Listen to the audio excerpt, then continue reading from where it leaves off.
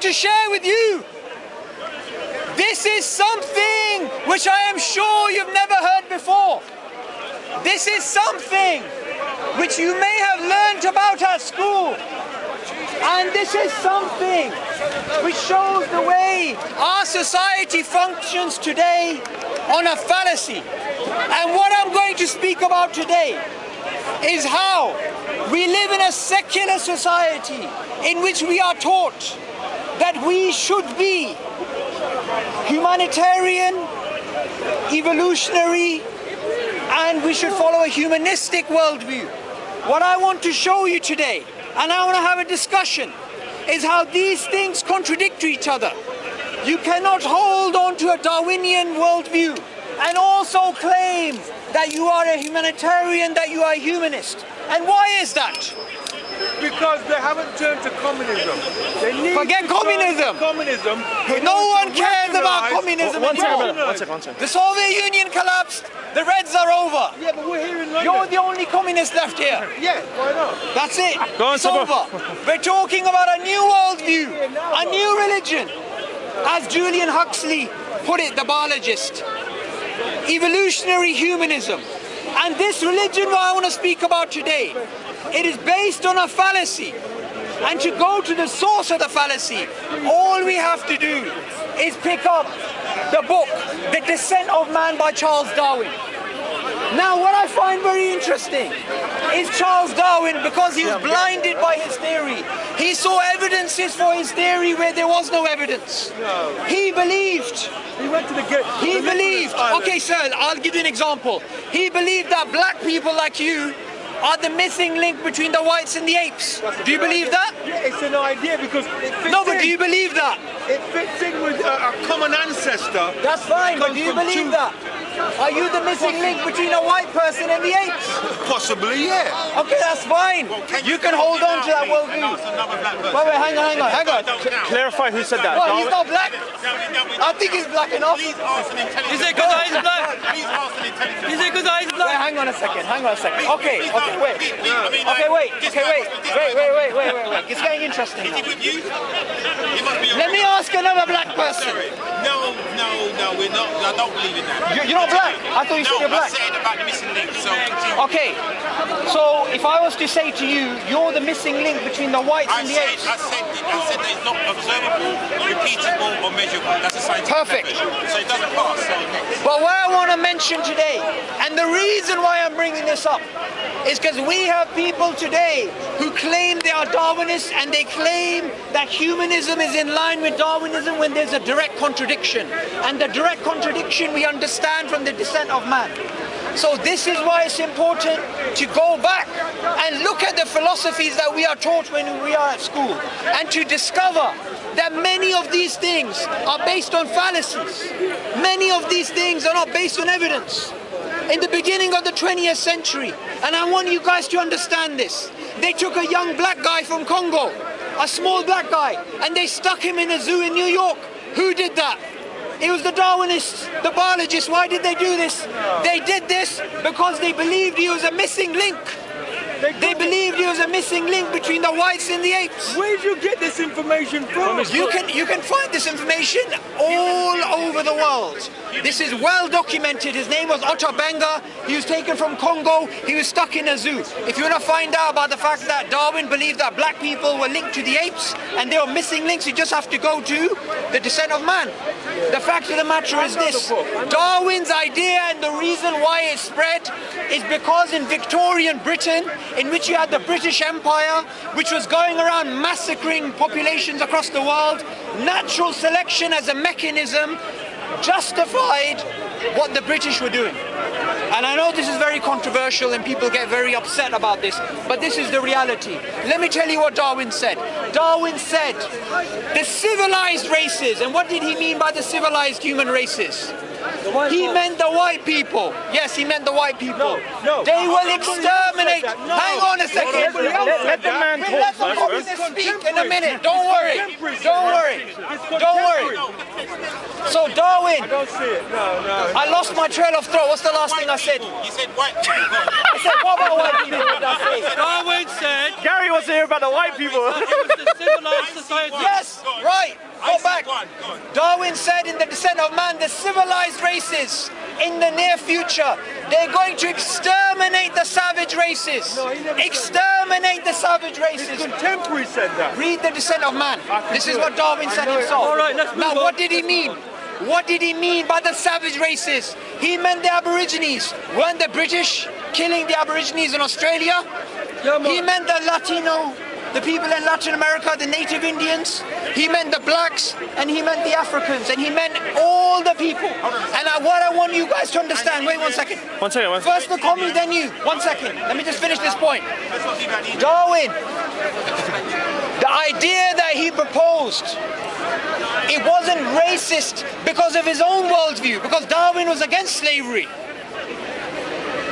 It was his evolutionary thinking which made him racist, because he believed that if you have natural selection and you have natural selection choosing, you must have variations. So some races have to be lesser evolved than others. So I'm going to go to you, sir. What was your point? No, yeah, you see, when this guy talks eloquently about what he's talking about, it was his contemporaries who also said those things in a very poignant, powerful way, and you are transferring it into Darwin. Darwin never said that Negroes, for example, were inferior, but the people who were around him, who also thought they were biologists, right, said that. That's where you're making a mistake. So you're saying Darwin never said that? That's basically what I'm saying. He did say that. Go on, next. Hang on. Are you sure he he did never say that, said Gary? that? Yeah, I'm sure Did he say that? said He did say that. He did. Let's No, go he on. never said that. Darwinian His theory is contemporary said based it. on. Just move on, Listen, move on. everything he said about natural Let's get to the point. The head of that is the white people suppressing everyone that is brown. What book should they Now, source? you need to understand what black When I means. was an atheist, I Yeah, was racist. everybody with brown And when I skin. believed in God, I stopped being racist. Because when I was an atheist, I believed that we evolved from apes, and I thought black people were closer to apes than white people. That's what I believed. Of course. And isn't that what the theory teaches? When I believed in God, I saw that there's one mankind, came from one man, Adam, and we're all brothers and sisters. My wife is black. Okay. According Now, to your Bible, As an atheist. only for gender equality, not gender equality, race equality. Hang on a second. Only for race equality, hang on a second. We just had a man who I don't know just come forward and say, I used to be an atheist, and when I stopped being an atheist, I stopped being racist. Why? Because I believed in the evolutionary theory. Now let me just add to that. I'm not saying all atheists are racist, I'm not. But I do agree with you. But I do agree with you. A Darwinist has to be a racist. Sir, would you agree a Darwinist would have to be a racist? come over here. Because the black people, what did you believe about them? Because I know this. Gary, I'll do it, Gary. Okay, Hey, heckler, so the come over fact of here. the matter is this. If you believe in a Darwinian worldview, you can never claim you're a humanist. To be a true humanist, what do you need? You don't need Darwinism, you don't need materialism. You need to understand that law comes from God. Law does not come from man. And that is the difference. And that is the difference. You're prejudiced. Because if you believe all of mankind evolved randomly via natural selection, you are going to be racist. And when you see that some survive and others die, you will simply say natural selection. This is why, and I want you guys to understand this. W.D. Hamilton, who Richard Dawkins got the idea of the selfish gene from, what did he say? He wrote an article, and the article was called "Hospitals Are Coming." The hospitals are coming. And he was very angry, and he was very upset. And why was he angry and upset? He was angry and upset because he felt that hospitals in which 90 to 95% of children, they try and save them, this is a barrier to natural selection, and therefore this is a barrier to progress. Yeah. And from him, from W.D. Hamilton, Richard Dawkins wrote his book, The Selfish Gene. Can we get it out of my bag? Let's not So retard the it. fact of the matter is this, neither communism, no ancestor worship, or whatever else in the world is the solution. The only thing that's the solution is to understand that the law comes from God. So we should not be racist because all of mankind is one family. And I want you guys to understand something. We are told Bro, come on, man. I'm gonna fall off. Assassination by light. No problem. Calm down, bro. We are told this is dogma. We are told this is fact, and this is never going to change. But let me tell you something. This book, the proof that this book is wrong and the selfish gene idea is nonsense is your life. How many people here will you raise your hand if you've never ever given charity in your life? No one. Every single one of us gives charity. That goes against natural selection. That goes against survival of the fittest. You're helping someone who will most likely never help you. So the Darwinists, what they will say, they will use these fancy terms like reciprocal altruism and kin selection to try and explain these things away. But you can't. Every single one of us here acts differently to what Darwinian theory says we should act like. You were saying, sir? No, just because when you are giving charity, when you are helping each other, in fact, what you are doing is trying to preserve your own society. Right. So you are proving the Darwinism that you are trying to survive, not as only a species, because we already know we can't survive on our own. We need our society. So when you give charity, when you help each other, you are trying to help ourselves, our community. Okay, there's two issues with that. Thank you for the question. What you're describing is group selection, not the selfish gene selection, right? You're talking about an idea which is the rival to the selfish gene, okay? So I agree with you, there is group selection, but I also disagree with you in one respect. We don't just help people because they're going to help us back. There are cases, and many, many cases, where human beings help people in which helping them will not aid their survival. And there's been cases, there's been documented cases where people have given up their lives, not for their children so their genes are passed on, but the lives of others who they're unrelated to. The selfish gene can't answer that, and neither can group selection. That's fine. The only thing that can answer that is a value-based system which fundamentally doesn't break down to genetics. A value-based system which has to have a basis in other than materialism. And that value-based system has to be some sort of divine law or divine feeling that God puts inside us. Because there's no moral obligation for me to help my fellow man. But there's intrinsically, you see, throughout thousands of years of human existence, if there's one hallmark of human beings, it's that we help other people, even to the detriment of ourselves. And this is something that Darwinists can never answer. They always think you can always explain everything. And we have, by the way, we have somebody who's from the London Black Atheists here. And what I find about London Black Atheists, and I had a conversation with him in the past, it's a contradiction. So once I answer your question, I want you to answer mine. Go ahead. Go ahead. Buddhists don't believe in a God, yeah? Do they have a value-based morality system? Buddhists. There's millions of Buddhists around the world. We live moral lives, very happy, doing the same things, have altruism. They don't believe in a God, especially like Allah. But you can't deny that they have moralities just like us, atheists, Christians, Hindus, all over religions around the world. Okay.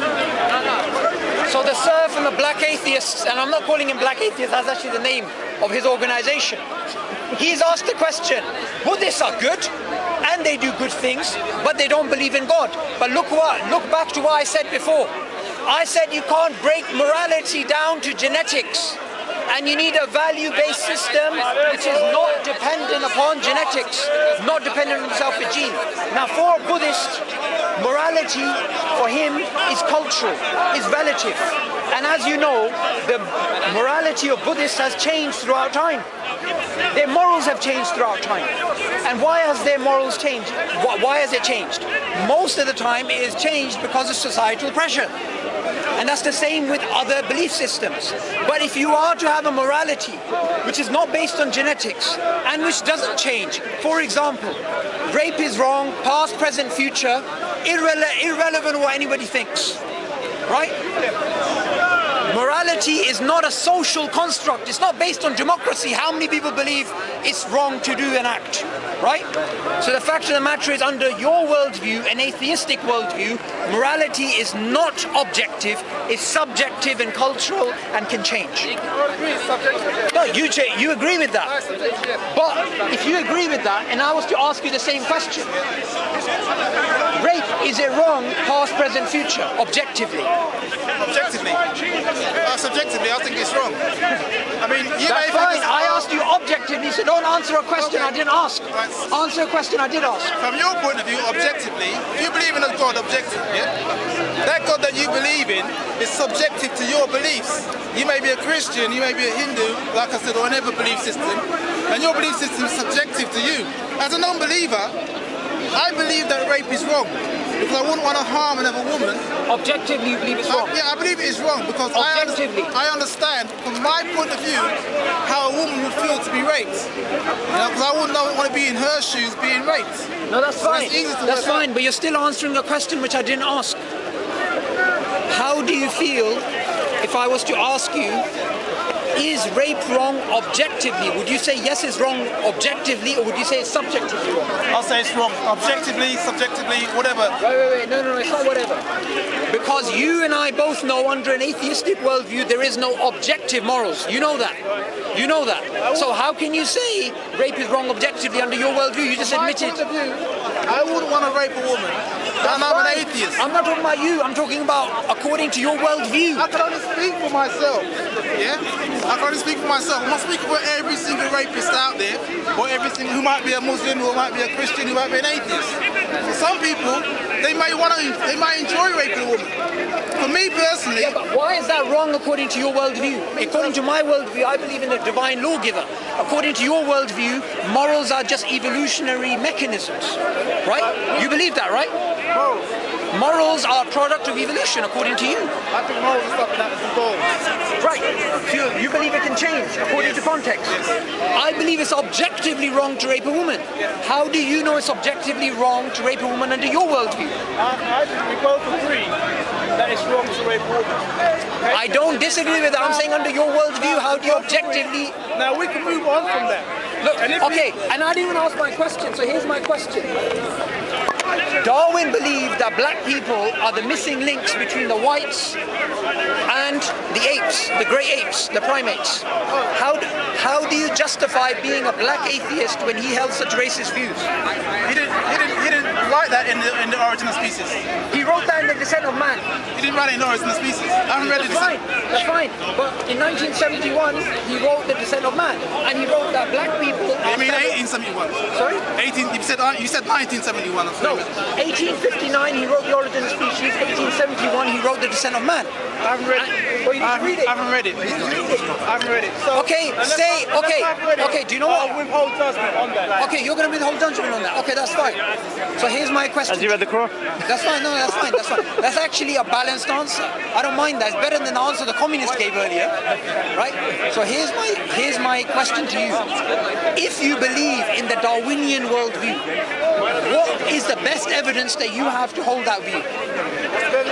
Evidence. You've got the Natural History Museum. You've got natural history museums all over the world. But that's not evidence. Tell me a tangible piece of evidence. Say, for instance, genetic evidence, for instance. Well, let's say that they find retroviruses, in our bodies, which are similar to other species that have the same retroviruses in the same part of the DNA, which could only point to the one conclusion that we had common ancestry. And also the mitochondrial DNA will show that me and you... Let me finish. You just mentioned retroviruses. Okay, let's deal with one at a time, then you can go to the next thing, okay?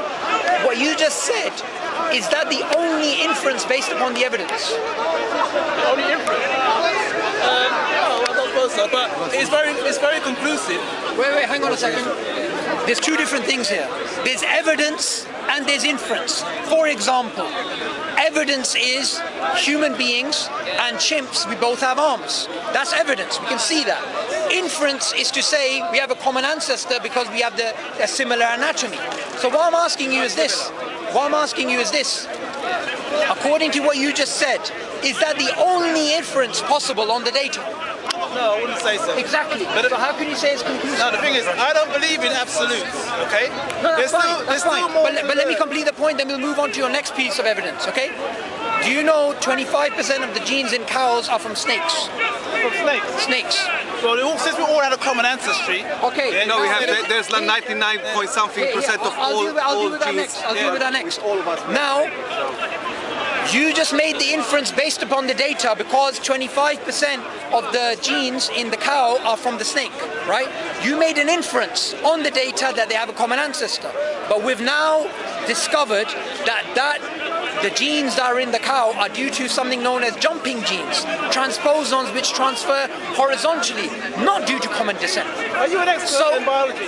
I study the philosophy of biology, but let me Philosophy of biology. but let me just explain something. Let me just explain something. What's the philosophy of biology? Let me just explain something. Yeah. The fact of the matter is this: you took a piece of evidence and you made an inference straight away. And what we know is that there is another inference possible, which is what the conclusion is: jumping genes. So the way that science works is you have a limited set of data, and from it you make an extrapolation, you make an inference. But the amount of inferences possible on the same data are myriad. You can have many different inferences, right? So I want you to give me a conclusive piece of evidence. Retrovirus has gone out the window. Give me a conclusive piece of evidence for your worldview of Darwinism. How is retrovirus gone out the window? And I also said, I asked you for a conclusive piece of evidence for your worldview. I don't work in absolutes like So you do. you're not sure if it's true? No, it's not. I don't work in absolutes.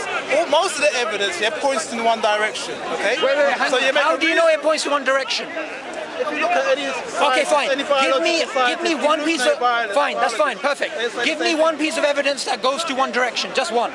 Like I said, retrovirus. No, we already dealt with that. It doesn't go in one direction. In fact, the studies show the answer is horizontal, jumping genes. It's not common ancestry. Well, I would advise anybody here to Google retroviruses and find what it's about. That's fine. Because you are not a biologist.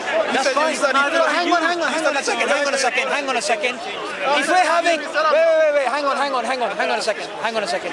And this is one of the silliest arguments atheists make. You're not a biologist. Well, do you know what? I have a brain and I can think.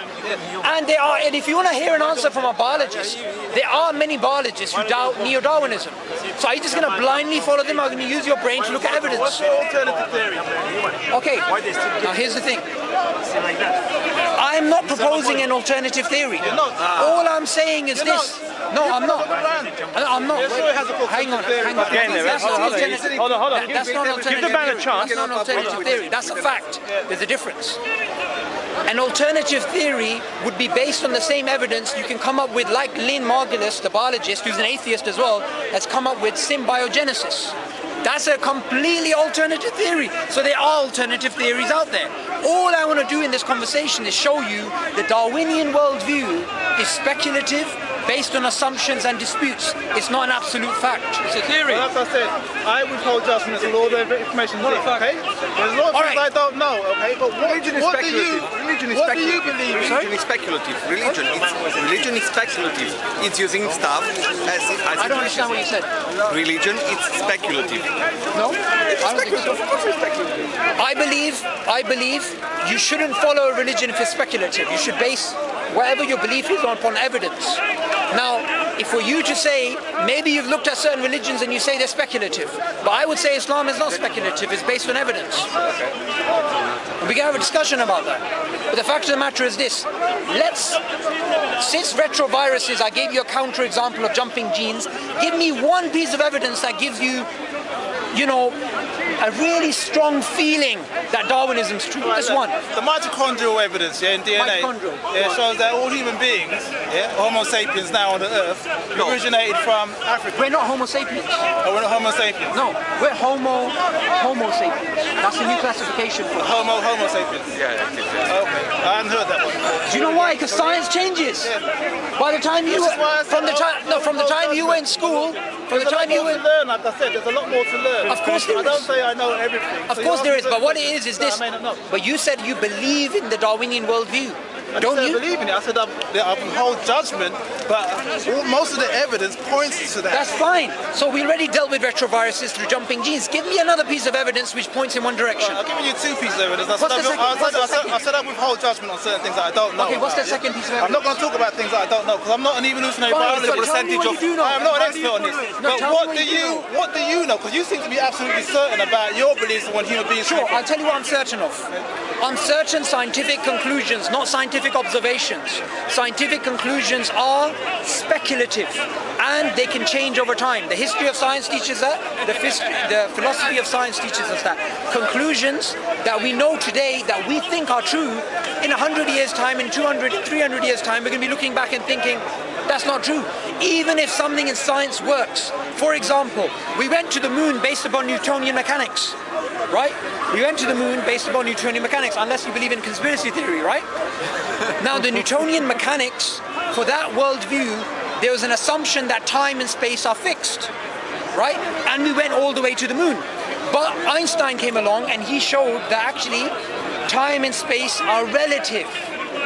They're dynamic, they're not fixed. So, wait, I'm answering what I'm certain of. How human beings came to this planet. That's not your question, you said what you're certain about. So let me just finish my point. So, science changes even if it works. So what I'm sure about is this.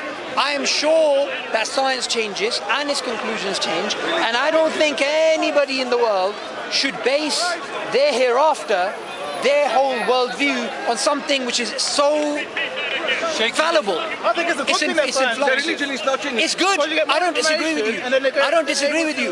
So, because it changes, why do you put your faith into something and you believe it to be true when it can change? I already told you. I withhold judgment because I don't know everything, about evolution and about biology, about the nature of this, how we all got here, how the universe got here. So certain things I withhold judgment on until we get more information. Now I asked you, how do you think human beings got here? So you don't believe in God? Wait, hang on. Do you reserve your I withhold judgment on whether God exists or not. Do you reserve your judgment about Darwinism? Are you sure it's true? I'm not 100% sure. You're not 100% sure? There's more to learn. Okay, tell me this. There's more to learn. When you came here, and every week that you come here with your table, with your books about Darwinism, right? Why do you put those things there when you don't know what's inside them and you don't know the evidence for I'll them? tell you why. Because for me, it makes more sense to me, yeah? To see that we came How? from... I'm asking you for one piece of evidence you're not. When I ask you for evidence, you say you don't have Let me finish. Can I finish? You asked me a question, yeah? Let me finish, yeah? The reason why it makes more sense to me, because scientifically, it makes more sense that we evolved from a common ancestors. Me and you are brothers. Okay, how? We all came from the same mitochondrial DNA, the same Eve sort of thing, yeah? You may believe in Adam and Eve. Science believes that we all came from the same common ancestors. So we have similarities between us. We're on this planet. Now I'm asking you, But that's not transmutation. That's not all mitochondrial DNA shows is what it's supposed to show, because science is inductive, is every single human being alive today, what they say, is that we all came from this woman who lived approximately 50 to 70,000 years ago. Right. How is that proof of common ancestry between us and the great apes? It's not. All it shows is all the human beings alive today are most likely, according to scientists, and again it can change, to be from one woman who lived 50 to 70,000 years ago.